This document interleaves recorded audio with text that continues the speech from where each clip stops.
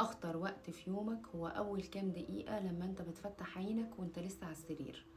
الوقت ده عقلك الباطن بيكون عامل بالظبط زي الاسفنجة، بيبتدي يمتص اي فكرة واي تردد وبيرسم بيه باقي يومك كله. انتوا متخيلين؟ فهنا في قاعدة ذهبية بتقول ان انت لو قدرت تثبت على فكرة واحدة ايجابية لمدة 17 ثانية بس اول ما تصحى، انت كده بتكون فعلت قانون الجذب لصالحك، بتبدأ يومك على تردد عالي جدا جدا. فتعال اقول لكم ازاي نعمل ده بشكل صح. الموضوع هنا مش مجرد تفاؤل، ده طاقة. فلما احنا مثلا بنثبت انتباهنا على فكرة لمدة 17 ثانية، بنبتدي نجذب فكرة تانية شبهها بالظبط، وبعدها فكرة تالتة وفكرة رابعة لحد ما بيكملوا 68 ثانية. هنا الفكرة دي بتتحول لنية وبتبتدي ان هي تتجلى في الواقع بتاعك. طب ازاي نعمل ده عمليا من غير ما ننسى؟ اول حاجة قبل ما تنام حط في دماغك ان انت اول ما تصحى الصبح ما تمدش ايدك على الموبايل، وده شرط مهم جدا. غمض عينك تاني اول ما تصحى واسأل نفسك سؤال: يا ترى ايه هي الحاجة الحلوة اللي مستنياني النهاردة؟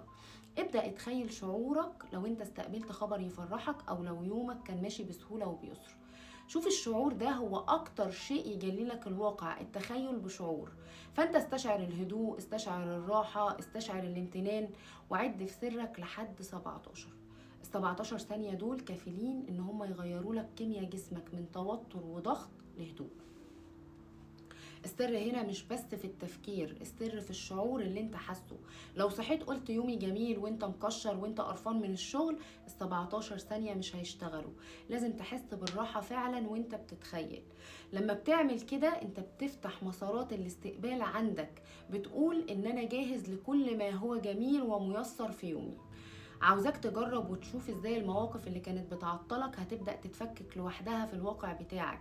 ازاي الناس اللي انت كنت بتبقى زهقان من معاملتهم وخايف تقابلهم هتلاقي تعاملهم معاك اختلف تماما. ممكن حد يسألني ليه 17 ثانية بالذات؟ ليه مثلا مش دقيقة؟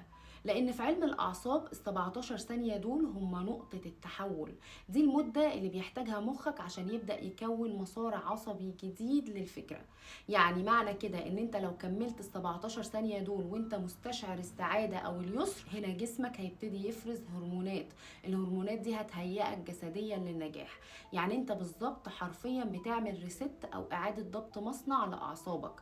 بدل ما تلاقي نفسك مثلا بتبدأ يومك بهرمونات قلق زي مثلا هرمون الكورتيزول، لا انت هنا بتفكر في اللي وراك. انت هنا بتجبر جهازك العصبي ان هو يشتغل لصالحك انت، فهتلاقي ردود افعال بقت اهدى، هتلاقي ان طاقتك بقت اطول، لان انت هنا بدأت من نقطة اتزان مش من نقطة صراع. برمجة يومك بتبدأ من قرارك في اول لحظة بتصحى فيها. تمرين ال 17 ثانية ده بكرة الصبح عايزاكم تجربوه وشوفوا ازاي اليوم هيكون عامل معاكم وهيكون مختلف. وعايزاكم كمان تشاركوني في الكومنتس وتقولوا لي انا هطبق، وخلينا نبدأ نغير العادات دي مع بعض، الواقع اجمل بكتير. دلوقتي متاح تحليل شامل للخريطة الفلكية المدمجة بمسارات طاقتك الحيوية، فلو انت حابب تحصل عليه تقدر تتواصل عبر رقم الواتساب الموجود على الشاشة او الموجود في البايو. وما تنساش تسأل عن كورس فك الشفرات لو عايز تغيير حقيقي ملموس للواقع بتاعك في 2026.